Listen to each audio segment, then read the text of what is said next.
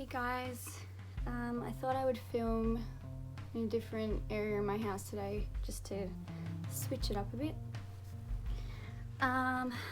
This is just another update in my life and how God is always at the center no matter where I'm at, and I just wanted to share a few things that have happened since my last video and how I feel like He just always ties everything together somehow. Like, He's just a genius at bringing things together for His glory. My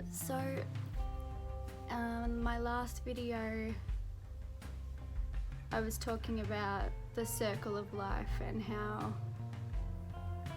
spiritual things and physical things kind of go hand in hand when you're a Christian, and how it was playing out in my life. So an update on my dad: he is worse. The tumour was not benign like his doctor had predicted, even though the results came back benign. So it has turned cancerous, and it has spread to a lot of other parts of his body, including his bones, which is incurable. That has been very hard to deal with. I don't feel like I will get emotional about it today, because yesterday I got to let a lot of that out. I have been taking him to a few appointments, a few of his radiation appointments, and I always seem fine. I feel like I'm coping with it until I actually see him in person. So yesterday, I kind of just broke down. Not really in front of him, because I'm trying to stay strong in front of him, because I just don't want him to get upset, because I don't think I could handle watching him get upset. But just seeing him sick is just so hard, because I have this youthful image of Dad in my head, in my memories always, and just when you go and see your parent and they're not how you imagine them or not how you remember them, it's a bit of a shock. So just seeing how much weight he's lost and how just you can just see the life getting sucked out of him. He's just so tired. You know, he's angry because he can't do what he wants to do, and it's been taken out of his control, and I think that must be very challenging for him, because he's only 56. So in his mind, that's still fairly young. I haven't even got children yet. He hasn't got grandkids. There's still a lot of things that you'd want to be doing at that age, and for it to just be escalating so fast, this cancer, and spreading, it's very scary. But all I can do is support him and pray to God that it's not his time to go yet, and really just breathe and allow myself to get emotional when I feel like I need to, and still be okay with being happy and enjoying my life at the same time without feeling guilty, because I know I will do that, and I don't want to feel guilty for having happy moments in my life while this is going on. So that's what's going on with my dad at the moment, and it sucks, but there's nothing I can do about it. So I would rather just deal with the reality of it and try and move forward and hope that he heals, and do my part as a daughter and just support him and love him regardless. On a lighter note, I think the last time I was talking, I was sort of saying how I feel lonely a lot of the time, and I'm missing that connection with other believers, and I was praying for reconnection with people, and as it happens, God always provides. I ask him and I always get it. And yes, when it comes to huge things like cancer and illness and sickness and death, obviously you always pray for that to be gone, like for it not to be happening, and it sometimes doesn't. And so I don't mean, like, God is not a genie in a bottle. He doesn't just do things because you ask him. It has to be in his will, and I am completely in agreement with that. So I don't mean like I have prayed for my dad's cancer to go away and it's happened, because I can't control that and I don't know what's going to happen with that. But after praying for reconnection with believers and needing to get out and be around other Christians, I feel like he has delivered completely on that aspect. Because the other night, and it was so weird how like my friend, who is a huge part of my spiritual story and how I came to God, she invited me to her church from the very beginning, and she befriended me. And this was the girl I was talking about, how we both dated the same guy and somehow just found each other after all of this. And it was like we were just, I don't know, it was just so weird how we came together, but we're just the greatest of friends. And sometimes, like, we hadn't seen each other for almost a whole year. And like, obviously I always think about her, like she'll pop up in my mind all the time because she's a believer, and so she's like my family in that way. And I was just watching this show, and for some reason I just thought of her and was just imagining her talking to someone, like in the way that she talks to people, and just picturing a conversation with her and someone else. And then she messaged me like a few minutes later, like saying, hey, I have some time off, I'd love to catch up, I'd love to come see your house or get coffee or whatever. And it was just like I knew straight away that was God kind of answering my prayer and bringing someone back into my life again, because I'm going through this hard time. But I've also grown so much, and I always have grown so much each time I see my friend, and same with her. So we caught up yesterday. Yesterday for coffee. And it was just like a huge load off my shoulders, like just all this pressure released. And you know, she always makes me feel just at ease. And one of like the great personality traits that she has is that she, and I think it's a quality that God has as well, and she definitely has it, is that she meets people where they are.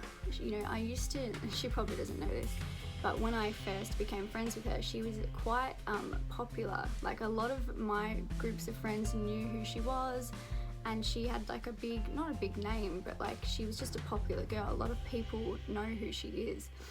And so it was a bit intimidating for me when we first started hanging out, because I would feel like I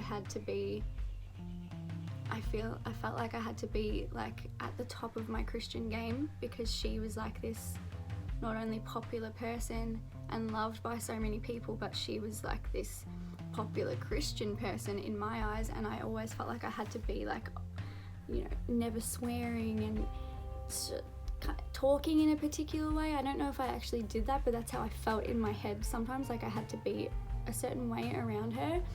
And it's only been the last few catch-ups, you know, in the last year or two, that I've really been able to just be myself and not feel like she's judging me. And not that she ever did, just she's one of those people that, like God, she just meets you where you're at, and she never makes you feel uncomfortable, and she just always listens without judging and brings such great advice to every situation. Like she's just very good in that way. And it was such a blessing to meet up with her. And so after all of like letting out everything and catching up with her, she invited me to these 2 different events, like where groups of girls come together and just pray for people, pray for situations, pray for communities, towns, like problems going on.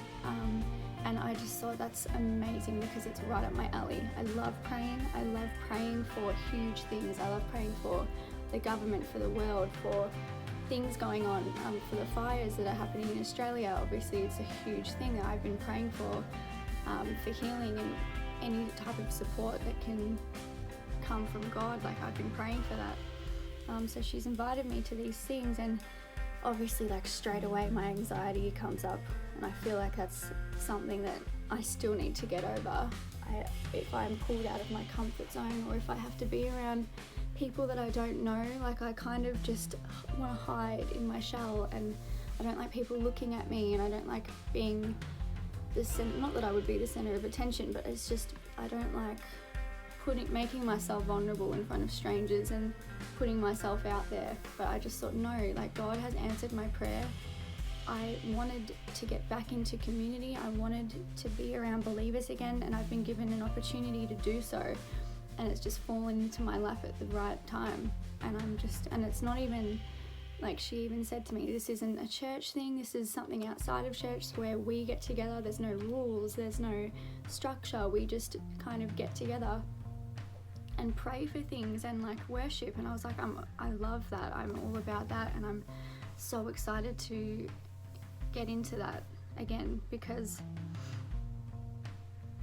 I don't want to be one of those people that's just sitting at my house, like, with all this amazing knowledge and passion for God, and just, like, not doing anything with it. It's a big fear of mine that I'm gonna meet God one day, and he's gonna say, what did you do with all that I gave you? Like, who did you inspire? Who did you go and help? And I never want to be like a lazy servant that's not serving him in the way that I should be. And it's a fear that I need to get over. Like, I have a fear of rejection, I have a fear of humiliation, being humiliated, or, you know, put down in front of others or something. So I just need to be okay with people maybe not liking what I have to say, and like, being able to move on from that. Like, it's not the end of the world. So many people hated Jesus walking around, like, they couldn't stand what he said, and he's like, he's God. Why wouldn't it happen to us as well? So yeah, what else did I want to talk about? I think those were the two big things.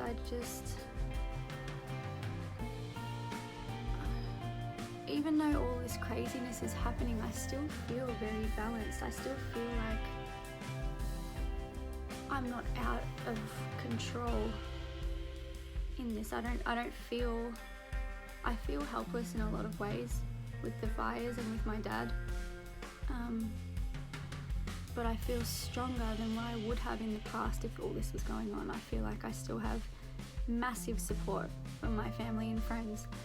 I feel like I still have massive support from God in general. Like, he's still keeping me above the water, even though these things are happening around me. And it's something I'm always very grateful for. I always feel very protected by God. I feel like he's always just got me there in his hand. And even if I'm, just about to kind of fall off, he always brings me back, just like a parent would.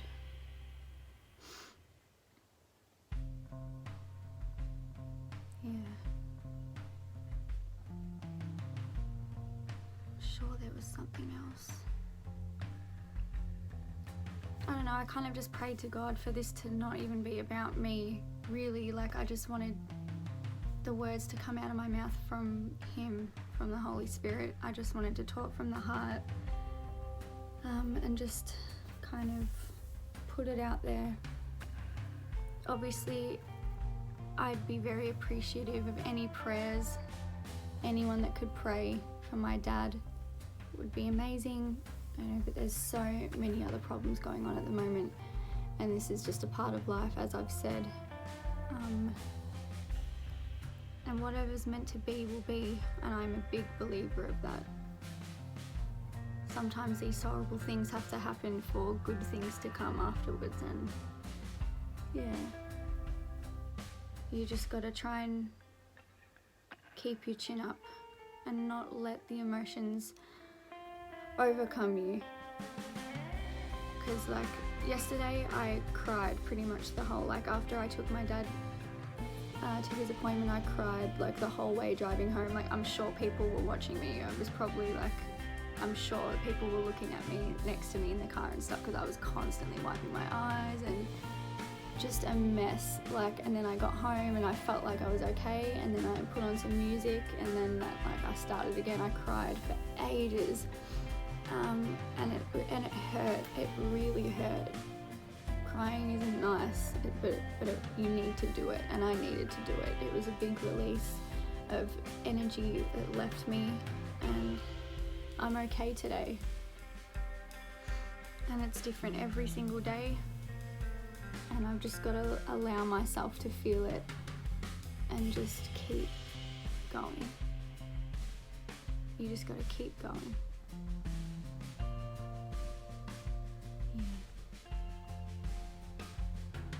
Anyway, I think that'll do for now. Please comment if you have anything to say, if you want me to look at your testimony, if you want me to look at your YouTube. Like, I'm really interested in just hearing people's stories and just connecting, praying together, praying in groups, like whatever. I'm all about that right now. I'm very open to just talking and hearing and listening to people. Alright, see you later.